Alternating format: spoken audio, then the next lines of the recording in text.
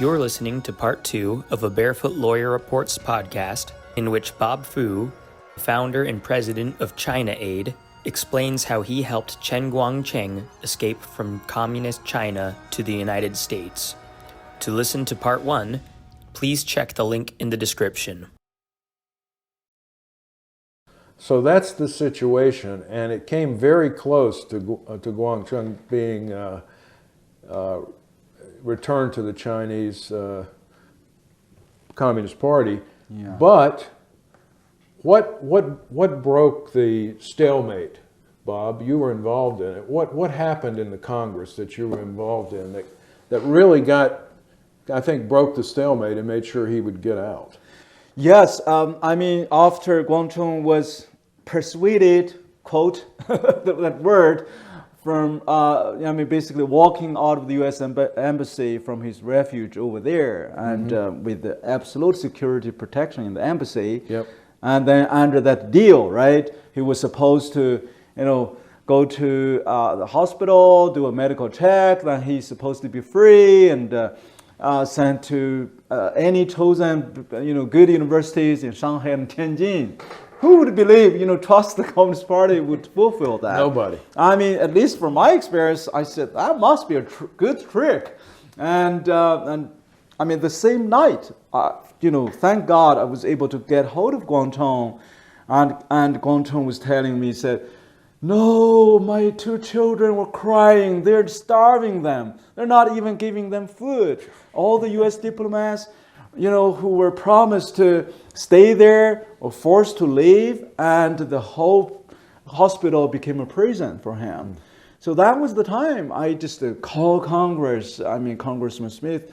I said, this is the time we need to speak up, to change the gear. And really, thankfully, Congressman Smith and Congressman Wolf, they quickly put an emergency hearing. I remember I was just rushed to the West Texas airport, with the last flight to Houston, I believe, and we don't have a direct flight to DC anymore time. And I was calling anyone, try to get Guangcheng's other phone number so that, it won't be cut off. I know Guangcheng has several, but Communist Party, they are there, right? Yes. Monitoring. Yes. So I was worried. So my thought was that we have to have Guangcheng himself directly talk to the world, to the U.S. Congress, American people.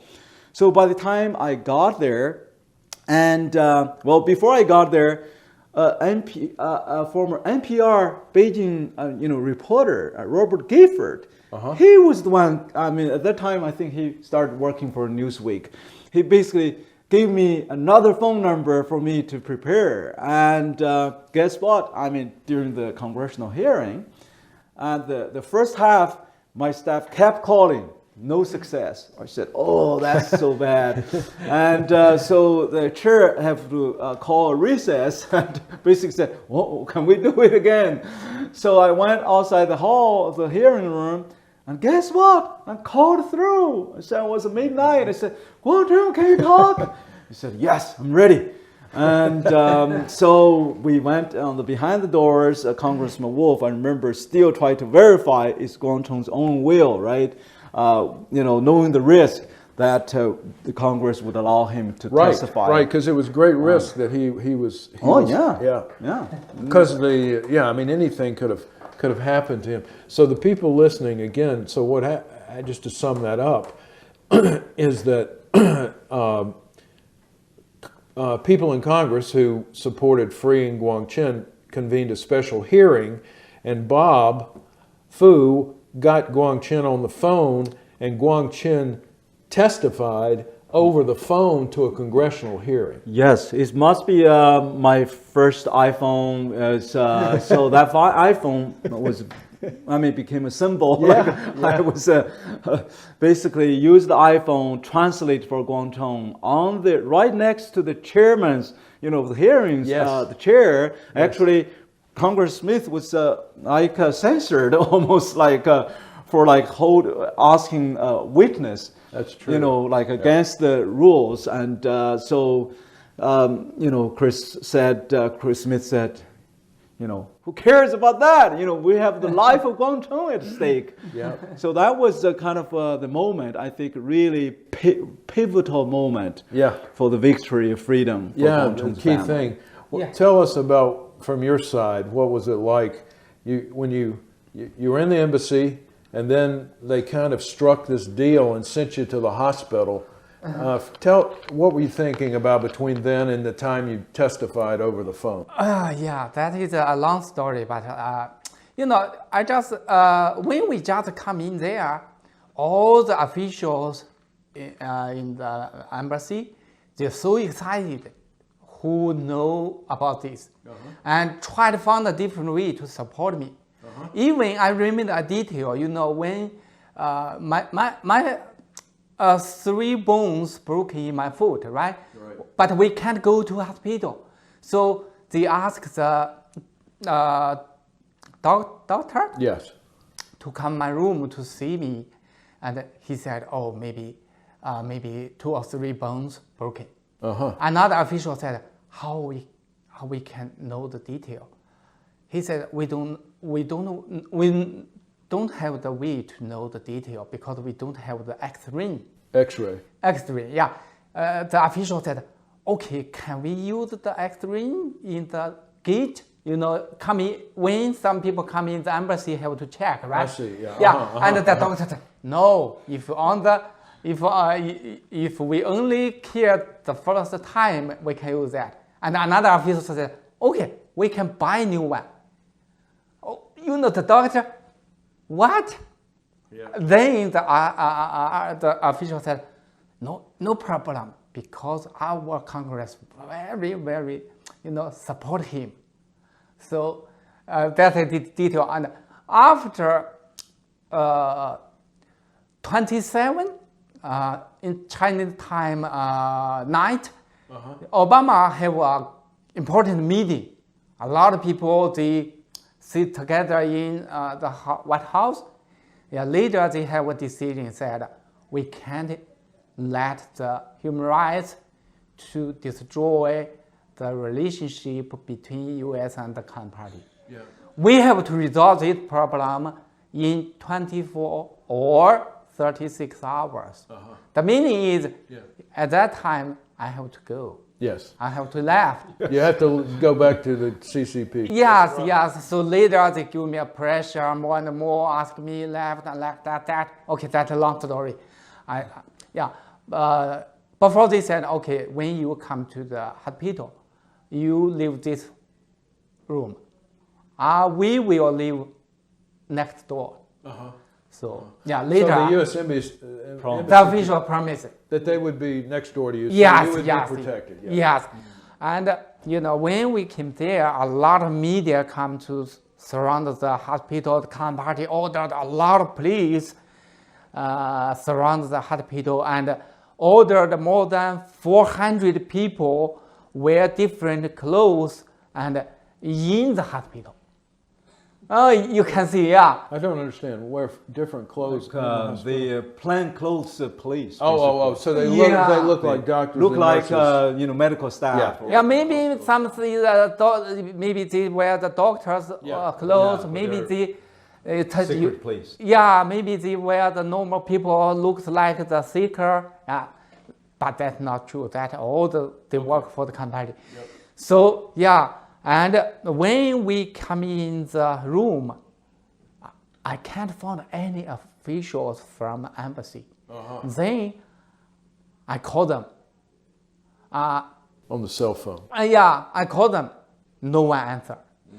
I call the cell phone. I call the office phone. I call different phone about the embassy. No one answer. So later, my wife write a short text to some person. He said, we have no answer. Only when we come in the room, I got a message. He said, we have to go. Only get that. So you essentially were abandoned there, and you couldn't contact anybody in the U.S. Embassy. So what did you do when you then? Did you reach out to people, try to reach out to people like Yeah, Bob? then I have to call my friend in Beijing to discuss that. At that time, in fact, in my mind, I know I have to left. I have to escape again from mainland China to America. Yeah, before I escape from my home to Beijing, now we have to find a way to do that again. Yeah, but I know the Communist listening my phone. Yes. So I don't want to let them know I tried to do that. So I tried to call my friend, tell them the situation. My good friend Hu Jia's wife Zheng Jinyan, and when we talk, she said, "Do you know what are you doing?" I said, "Sister, I don't know. I can't continue to stay in the embassy." And then I told her what happened, and she said, "We have to tell the media immediately." I said, "Okay, you tell them." Then let them interview me. Yep. So she called them and tell them what's happening. Then the media call me and I tell them what's happening like that. But after 9:50, the Communist Party stopped my phone. The phone doesn't work. Later, I don't, but my friend told the media already, and the media called me already, right? Yep. And they write the article and share to the whole world. A lot of people mention about that. So after midnight, the Communist Party opened my phone again. After midnight. Yes. So later, this is why after the hearing, the important hearing, the phone can come in. Maybe Bob Fu said before they try to call me, it doesn't work. Maybe at that time the phone doesn't work. Yeah. But later, call me, it is work. The Communist Party changed their mind. Maybe that time they discussing how next step. Put him back in Shandong or let him keep talking. Throw him out of it. Yeah. So later, when the media criticized to the Obama administration and more and more, so later they have to let me have the phone. Yeah, I remember that was actually at the time the U.S.-China had a very high-stake diplomatic event called the U.S.-China Strategic and Economic Dialogue. Yeah. The Secretary of State Hillary Yeah. Clinton, Yeah. was there. I think that could help kind of highlight the issue. Yeah. Hillary Clinton was in China at the time. Yes. Yeah, it's so Bob, from your perspective, kind of after the hearing and all this publicity, did things move pretty quickly to get him out of China after that? Very quickly, right, Guangcheng? Very quickly, yeah. In fact, at that, even at that time, 1 second is much more important. 1 second? Yeah, even something, if you do before 1 second, that will be successful. After 1 second, will fail. Failed. Yeah. So very narrow window to act. Very That's narrow what he window. means, It right? was Very narrow window. if you read Secretary Clinton's memoir, she wrote about something during that time. It was also a presidential campaigning season. I remembered. Her opponent, the Mitt Romney, the Republican candidate, actually issued a very strong A statement on for getting Guangcheng out? Yeah, specifically about him. Basically said it was the darkest day of U.S. Human rights diplomacy. Yeah. By having Guangcheng, persuadedly walked out of the U.S. embassy, losing the protection in the hands of the Communist Party again. Yeah, it's just interesting again for people listening that human rights diplomacy, so much of it is about bringing things to the attention of as many people as possible so it's not hidden. And once Guangchen's story got out there, I mean, his story had been out there in a sense before, but now this was the more dramatic part. The person who everybody had been campaigning for to be released from jail and to have his freedom was now being turned from the U.S. Embassy back to the CCP. I mean, that's a pretty good leverage, I think, for Guangcheng, because it must have embarrassed the U.S. tremendously. Oh, I mean, it was the second time in the People's Republic of China history that somebody walked into the U.S. Embassy. The first time was that physicist, the scientist, Professor Fang Lizhi, during the Tiananmen Square massacre. Yes. He and his wife were escorted or accepted into the U.S. Embassy. It took quite some long time of highest level diplomacy and with a lot of under the table deals. That yeah, and then Guangcheng. So that's the story I want our listeners to hear. As I said, Guangchen's book, you should read it. But also, if you go on our website, which is catholic.edu/CHR, the CHR stands for Center for Human Rights, you'll see pictures. You'll see pictures of Bob Fu with Congressman Smith at the hearing. You'll see pictures of the people campaigning with the sunglasses campaign. You'll see the Time and Newsweek, and you can read more about this. But to me, it's fascinating for many, many reasons. But it takes so many people to have this human rights triumph, right? I mean, at first it took an incredible person in Guangcheng and his wife, to have their iron will, but that so many people to help get the story out, so many like Bob, and to lead international campaigns, and Chris Smith and Frank Wolf, and members of Democrats too who supported Guangcheng in Congress, to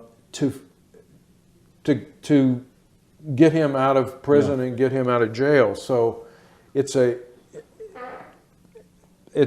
kind of evidence that you can do something if everybody works together, but you can't do it. Yeah, you can't do it if you don't work together. So, Guangcheng, anything else you want to say? Yeah, I want to tell the listener much more detail in my memoir. Yeah. If you want to know, please read it. And I still remember, when I after I sent the video outside, I wish the world know that. And 2011, February 9th, I heard my voice from outside in the short wave video. Yeah, short wave video. And I heard the first time Bob Fu talk on VOA around 1 hour, talk about my kids, talk about what I'm talking in the video, and like that, I at that time I told my wife, okay, the whole world know our treatment. The Communist Party will try to find a way to beat us, prepare about that. Yeah. After only 9 days, the Communist Party ordered 80 thugs coming in our house, beat us. Happened 3 times in 1 month. Yeah. That is I want to talk. the family paid a heavy price, of course. Yeah. Yeah. Oh my gosh. Yeah. But in the end, you know, he got to America. It's a happy ending. Yeah, Yes. very happy ending. And Yes. The end is very, very good. Yeah. So I never forget about that. So this is why I spend a lot of time to do the human rights work here, to let the whole world know how evil is the CCP, to let the U.S. people understand the Communist Party tried to infiltration the U.S. Yeah. We have to stand up, stop to do that. Yep. So we will now we'll conclude this episode of the Barefoot Lawyer. You can find all of those on our website, and my producer will give you further information.